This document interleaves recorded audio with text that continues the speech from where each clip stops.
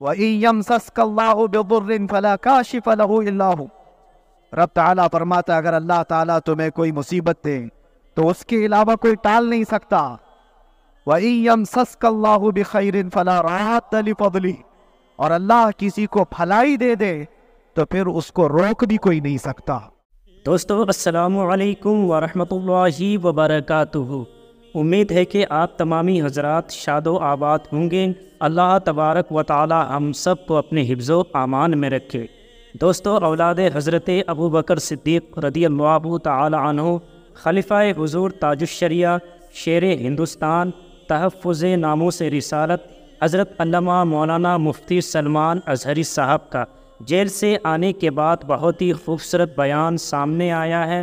عالم اسلام کو چاہیے، سارے مسلمانوں کو چاہیے کہ مفتی صاحب کے اس بیان کو مکمل سنیں۔ عزیزان گرامی وقار، جی میں یہ چاہتا ہوں جہاں پر آ کر ہم رکے تھے وہیں سے ہم پھر آگے بڑھتے ہیں۔ جی بالکل۔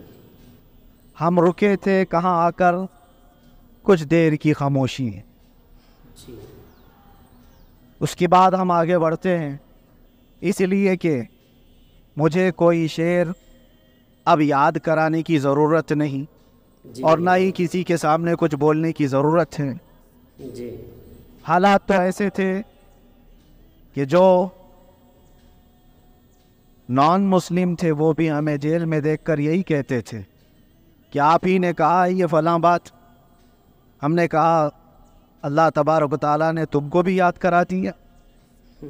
میرے عزیزوں، ستیزہ کار رہا ہے ازل سے تا امروز، شرار ابو لہبی سے چراغ مصطفیٰ بھی۔ یہ آج کل کے معاملات نہیں، ابتدا سے حق اور باطل کے معرکے ہوتے رہے۔ لیکن ایک بات میں آپ سب کو بتانا چاہتا ہوں، مظفر کو مقید نہ سمجھ اے سیاد۔ جی بالکل۔ سیدنا مظفر حسین کچوچوی رحمۃ اللہ تعالیٰ علیہ جیل گئے تھے، قید میں تھے، تب انہوں نے یہ شعر کہا تھا کہ مظفر کو مقید نہ سمجھ اے سیاد، میری یہ اسیری بھی سنت آبائی ہے، میرے آبا و اجداد کی سنت ہے جس پر میں عمل کر کے آ رہا ہوں، میرے بزرگوں کی یہ سنت تھی۔ بہرحال جن کو جس راستے سے مجھے گزارنا تھا، لوگوں کے دلوں میں یہ ٹھنڈک تھی شاید کہ زبان بند کر کے چند دنوں کے لیے قید کر دیا جائے، مگر میرا عقیدہ یہ تھا کہ اللہ تبارک و تعالی جب تک چاہے، جب تک چاہے کہ کوئی اس کے لیے پابندی نہیں لگا سکتا۔ وَإِن يَمْسَسْكَ اللَّهُ بِضُرٍّ فَلَا كَاشِفَ لَهُ إِلَّا هُوَ۔ رب تعالیٰ فرماتا ہے اگر اللہ تعالیٰ تمہیں کوئی مصیبت دے تو اس کے علاوہ کوئی ٹال نہیں سکتا۔ وَإِن يَمْسَسْكَ اللَّهُ بِخَيْرٍ فَلَا رَادَّ لِفَضْلِهِ، اور اللہ کسی کو بھلائی دے دے تو پھر اس کو روک بھی کوئی نہیں سکتا۔ مولا تبارک و تعالیٰ اگر کسی کو کوئی مقام عطا کر دے تو ہزاروں کیڑوں کے پھڑپڑانے سے وہ مقام ختم بھی نہیں ہو سکتا۔ اللہ تبارک و تعالیٰ جس کو بڑھانا چاہے اس کے لیے کوئی راستہ رکاوٹ نہیں بن سکتا۔ اس لیے کہ ہم نے تاریخ میں دیکھا ہے پیبند لگے کپڑے پہننے والے، پیروں میں چپل نہیں تھے، جن کے ناخن تک اکھڑ جاتے تھے، لیکن وہ جب چلتے تھے قیصر و کسریٰ بھی کانپتے تھے۔ جن کا ہی یہ نعرہ تھا چل نہ سکتے تھے، جنگ میں اگر اڑ جاتے تھے، پاؤں شیروں کے بھی میدان سے اکھڑ جاتے تھے، حق سے سرکش ہوا کوئی تو پگھل جاتے تھے، ارے تیغ کیا چیز ہے ہم توپ سے بھی لڑ جاتے تھے۔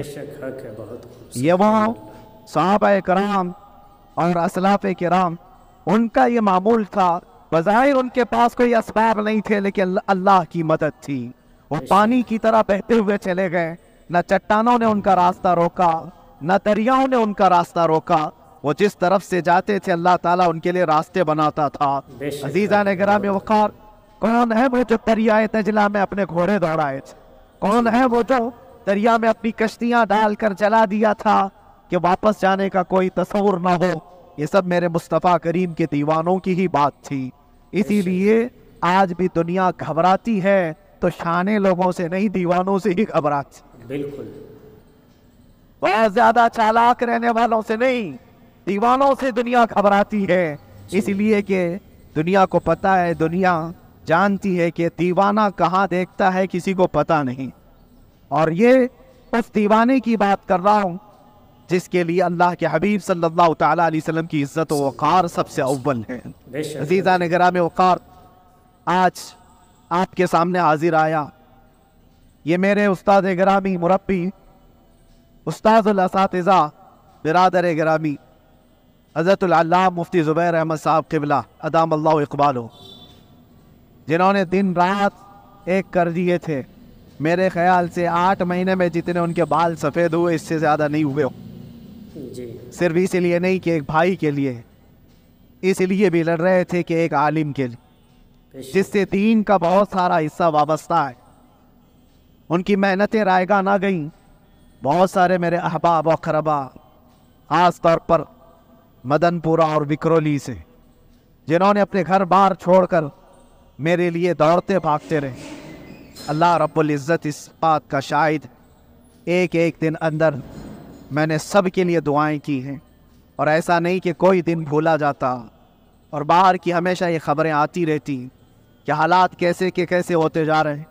کبھی اگر گھبراہٹ اور بے چینی ہوتی تو میرے عزیزوں صرف ایک ہی بات ہمارے پاس تھی علاج کے لیے، ایک ہی علاج تھا۔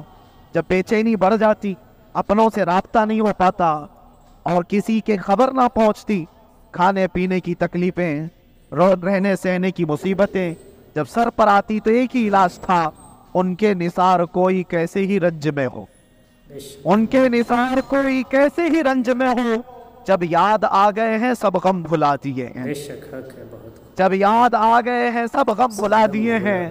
اس رسول محترم صلی اللہ تعالیٰ علیہ وسلم کا احسان عظیم ہے۔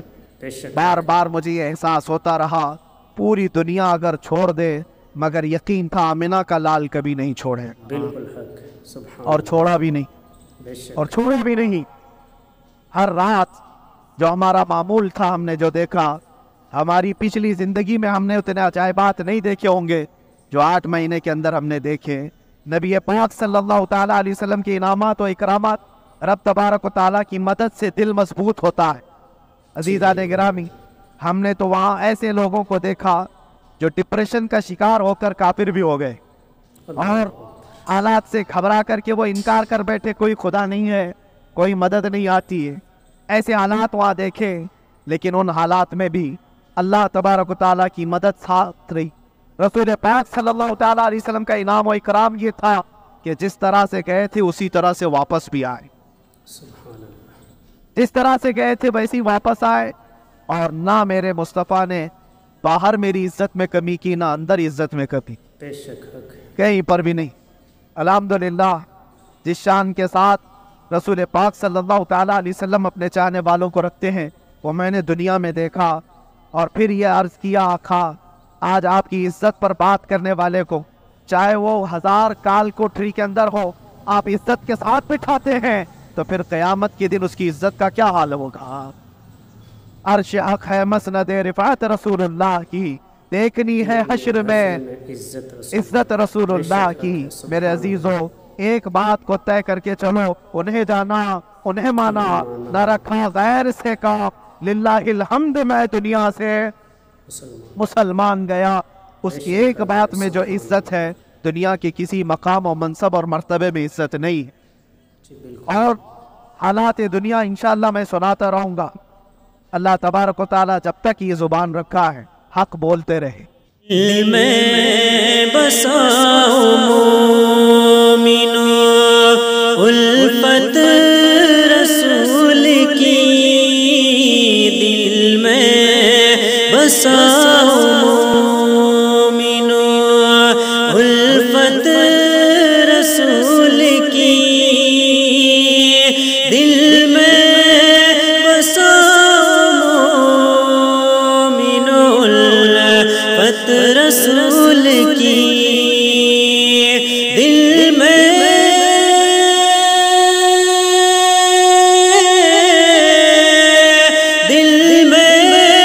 بساؤ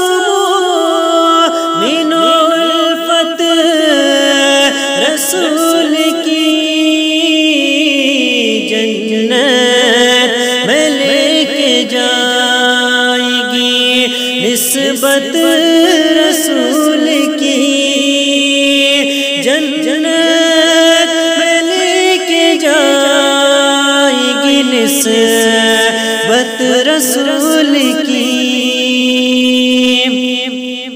سرشار کر دیا مجھے بے خود بنا دیا سرشار کر دیا مجھے بے خود بنا دیا سرشار کر دیا مجھے بے خود بنا دیا سرشار کر دیا مجھے بے خود بنا دیا اے چشم یار تو نے مجھے کیا پلا دیا اے چشم یار تو نے مجھے کیا پلا دیا دل میں بساؤ مومنو الفت رسول کی جنت میں لے کے جائے گی نسبت رسول کی دل میں نبی کی یادیں لب پر نبی کی نعتیں دل میں نبی کی یادیں لب پر نبی کی نعتیں دل میں نبی کی یادیں لب پر نبی کی نعتیں دل میں نبی کی یادیں لب پر نبی کی نعتیں جانا تو ایسے جانا سرکار کی گلی میں جانا تو ایسے جانا سرکار کی گلی میں دل میں بساؤ مومنو الفت رسول کی دل میں بساؤ مومنو الفت رسول کی دل میں بساؤ مومنو الفت رسول کی دل